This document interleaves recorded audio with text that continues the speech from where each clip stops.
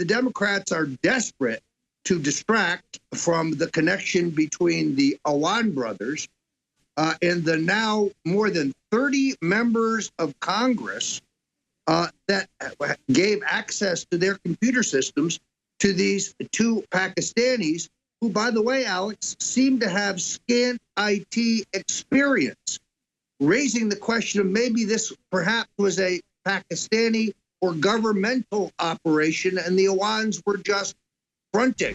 The Pentagon war planners have rightfully said that 90% of modern warfare is informational.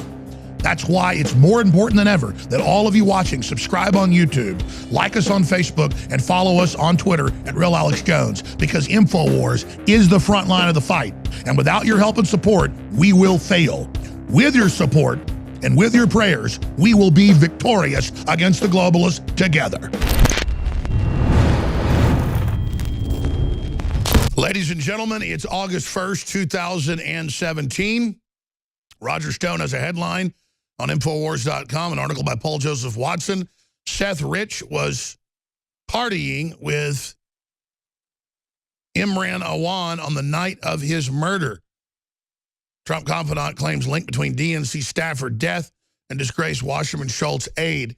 Now, remember, it was Roger Stone last Tuesday that broke the fact that Priebus was definitely out by the end of the week and that General Kelly was in the front running to be that chief of staff. I also talked to Stone on and off air last week, and he said, I don't think Scaramucci's going to survive these tirades with these reporters. And, of course, now we know that he was baited by fake emails, spoofing reporters' emails to manipulate him into that. Folks have to understand the dirty tricks we're dealing with. Separately, so the top story on CNN right now, the black detective from New York who was originally hired by the family and who I did see on Fox News talk about some of the suspicions he had, is now saying that was edited deceptively, and he sued News Corp, Fox News. Lawsuit claims Fox News and Trump supporter created fake story about killing of DNC staffer Seth Rich. You know what's funny is we're going to go back to the clips of him where it looks like he's pretty clear about what he's saying. But regardless, now he's claiming that it's tied to some Republican donor and to Trump and the rest of this, and a lot of people are changing their stories. But you're not even supposed to question a guy shot multiple times in the back, and it's the most hateful thing you can do, according to CNN, MSNBC, the Democratic Party, when it's Debbie Wasserman Schultz on video threatening the Capitol Police that if they keep investigating, you're not going to like what happens. That clip's coming up here in just a moment. We've got Roger Stone on the line via Skype. But I don't know what happened with Seth Rich, but I know it deserves to be investigated, and that's not an evil thing. That's not a bad thing. And you've got the whole Democratic Party not letting Homeland Security in over a 2-year period into their computers. And you've got all these foreign nationals involved with the highest level security clearances and who also don't have security clearances interfacing. Something's going on here. And I saw the family at first in the news saying our son was shot, this needs to be investigated. I saw them on television. I read their quotes. And then a week or so later, the Democratic Party top crisis manager, bills himself as the top guy, is in there managing it, saying it's insane to question anything, move along, in national television going, some young kid gets shot and it's a big national news story, move along. But then WikiLeaks said, we don't give away our sources, but yes, we're basically saying Seth Rich was our source. So it's highly suspicious. But this is how they changed the subject off of the WikiLeaks, off of the DNC emails, off of what's in them.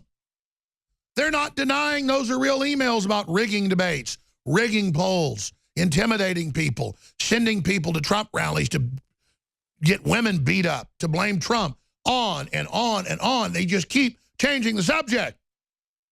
Where you hate the family of Seth Rich, if you even talk about it I have nothing against the family of Seth Rich. But if we're questioning the Democratic Party, a bunch of known liars, that is the default position, and they act like something is rotten in the state of Denmark. Let's play the Debbie Wasserman Schultz clip of her just a month ago threatening the D.C. police concerning these brothers, these Pakistani brothers, with the highest level clearances by the Democrats when the feds couldn't even get into their computers, getting paid 3 times what they were supposed to, and then all these laptops and things disappearing, and then the DNC threatening the D.C. police, give us these laptops or you're really going to regret what happens. Here it is. It is not, under my understanding, the Capitol Police is not able to confiscate members' equipment when the member is not under investigation. It is their equipment, and it's supposed to be returned. Well, I think there's extenuating circumstances in this case, and I think that, you know, working through my counsel and you know, the necessary personnel, if that in fact is the case, and with the permission of through the investigation, then we'll return the equipment. But until that's accomplished, I can't return the equipment. I think you're violating the rules when you conduct your business that way, and should expect that there would be consequences. And that's the lady over his paycheck who in her position controls the Democratic Party, who controls D.C., directly saying you better basically stop these investigations. Now let's go ahead and go to a clip of Colonel Schaefer talking about these brothers last week on Fox News. Here it is. So that's why the Capitol Hill police rolled in saying there's something wrong here. And now the FBI has rolled in.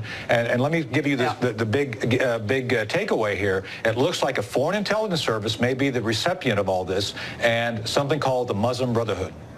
So, whoa. The Muslim Brotherhood? And Debbie, they're going to really say it's conspiracy theory now. Really conspiracy now, but that's where apparently all this has been going in law enforcement. That's why the FBI is now investigating beyond the wire. These brothers have been kicking around Capitol Hill in various capacities for IT, but they essentially were blacklisted by most of the other Democrats, correct? Right. But yet she gave them a home. She gave them a home. Very interesting. And they actually suspended most of their access in February of this year, and she kept them on anyway. So she's just a very nice person. Apparently it's a jobs program over there at the DNC. $300,000 being kicked over to Pakistan finally was the straw that broke the camel's back. But his wife is gone. She's safely over there in Pakistan. Lieutenant, keep covering it for us. Lieutenant Colonel Schaefer, thank you so much.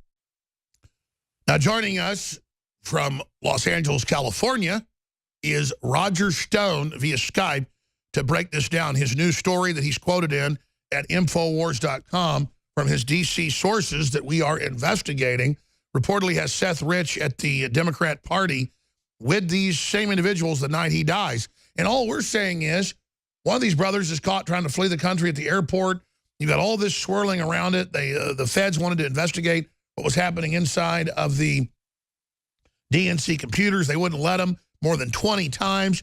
This deserves to be investigated. Roger Stone. Alex, great to be with you and welcome back.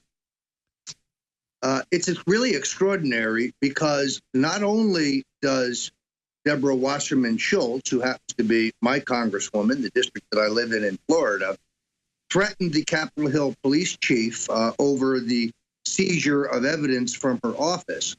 But after she is well aware that the investigation has been launched, she changes the classification of the Awan brothers from consultant to House of Representative employees to ensure that they continue to have access to the House of Representatives computer system. This seems to me to be, a crime. This is part of an ongoing conspiracy, and now she's a co-conspirator. And I think this is, while being ignored by the mainstream media as very best they can, not making the front page of the New York Times or the Washington Post or the Fort Lauderdale Sun-Sentinel. This is a cover-up of extraordinary magnitude. And as it relates to the Seth Rich murder, I agree with you. Mr. Rich headed a division of the Democratic National Committee from which documents were clearly stolen. we now know from William Binney and Ray McGovern and others in an extraordinary piece published last week that the evidence shows that the documents were never hacked, but were downloaded to thumb drives and removed from the DNC. So the entire question of hacking of the DNC by the Russians, that's false. Guccifer 2.0, that now appears to be false, is falling apart, and the Democrats are desperate to distract from the connection between the Awan brothers and the now more than 30 members of Congress that gave access to their computer systems to these two Pakistanis, who, by the way, Alex, seem to have scant IT experience, raising the question of maybe this perhaps was a Pakistani or governmental operation and the Awans were just fronting. Key point. No member of Congress will step forward to testify against the brothers. None of them will go public, including Debbie Wasserman Schultz. Is this a blackmail operation, or are we not criticizing because it's politically incorrect? Let's expand on that. If you go back to 9/11, it was in major newspapers at the time that the FBI said it's as if Al-Qaeda had people at the top of the FBI. Well, we know with people like the man heading up the witch hunt right now, Mueller, he has major contacts with the Democratic Party. His law firm gives 99.8% of their money to the Democrats. They get massive money from the Saudis, the Pakistanis. He's the guy that had the FBI in his 10-year tenure take radical Islam off of the list of terror groups when they are responsible for 99% of terror. And then we ask, why is the Muslim Brotherhood being backed in the Arab Spring? Why is Al-Qaeda and ISIS being backed? Why? Why is Hillary staying in the same bed as Umma Abedin and her Islamic family? Why is a Islamic woman leading the feminist movement now in the country, teaching women to wear burqas? Why is USA Today saying wear burqas if you're a feminist? Why is it everywhere? Why is everything Islamified? Why, when I tune into Trevor Noah or John Oliver, anybody that's attacking me, they say Jones is scum. He claims Muslims are involved in crime and that Muslims are unvetted and that some Muslims have diseases, when it's a fact that they're pouring in with TB. It's a fact they're pouring in with crime. Just look at Europe. This is the untouchable God group, and it looks like they just infiltrated our wide-open government. I mean, the owner of Chobani Yogurt, he's on the New York Federal Reserve Board that runs our country, that's more powerful than President Trump, that's check-making Trump with all of these interest rate hikes, battling him.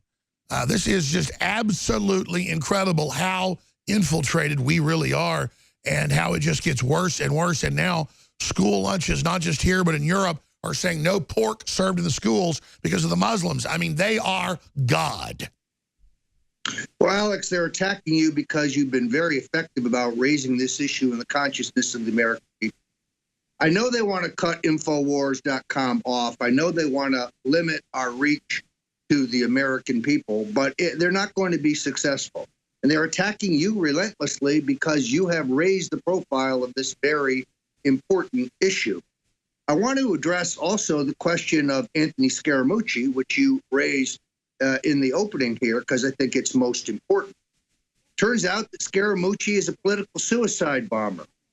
Yes, he may have blown himself up, but he took out two rhino whistling moles in the Trump White House, those being Reince Priebus and Sean Spicer. I have now determined, absolutely positive, that Rod Rosenstein, the number 2 man at the Justice Department, the man who on his own volition decided to appoint the Lord High Executioner Robert Mueller as a special counsel to investigate a matter in which there is no evidence of crime, the Russian collusion delusion, that Mr. Priebus is the one who directed the hiring of Mr. Rosenstein, and he did so on the recommendation of Congressman Elijah Cummings, wow, Democrat of Baltimore.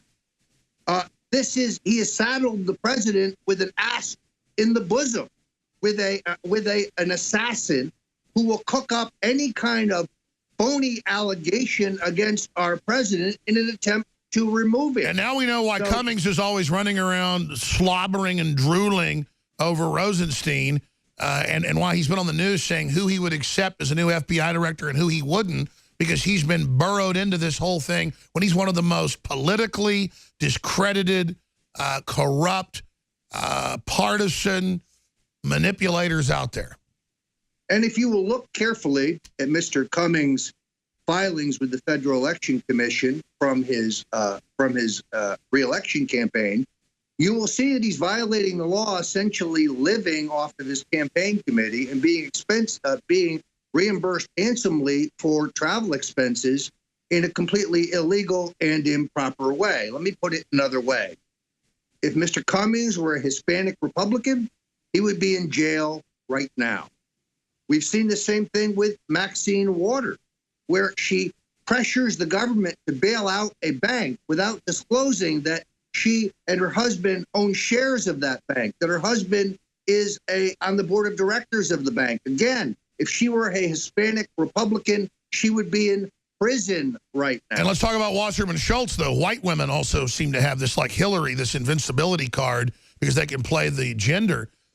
I mean, look at Wasserman Schultz and how she's involved with the DNC, controlling the District of Columbia and threatening the police with their funding if they keep investigating the computers and don't hand stuff over.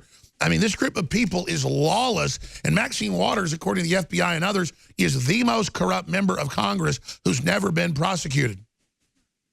Fortunately, Owen Schroyer was the first to identify the candidacy of Omar Navarro, a hard-charging young reformer who is going to make history in that district. I was with Omar last night. I went there voluntarily to help in a fundraiser. We raised about $25,000, which is small potatoes compared to what Maxine Waters has. But there's a sea change coming. Watch this campaign and this district very, very carefully, Alex. Final point, and this needs to be made. My sources at Fox and my sources in the White House tell me that the lawsuit filed by the black private investigator, former D.C. police officer, is completely and totally bogus. This man's changed his tune so many times, it's hard to keep up with the truth. He is the one who said that the D.C. police destroyed the computer or lost the computer of Seth Rich. He is the one who said there was a cover-up. Now he's saying he never said those things. I expect this lawsuit to be dismissed summarily. Well, certainly it looks like perfect PR for the Democrats right now, whoever's behind this, to kind of smokescreen the larger issues as more comes out about the murder shot in the back of Seth Rich that we're not going to shut up about. Thanks, Roger Stone. Roger's now officially with InfoWars. Infowars.com is the most hated news site by global tyrants in the world. Keep spreading it. They hate it.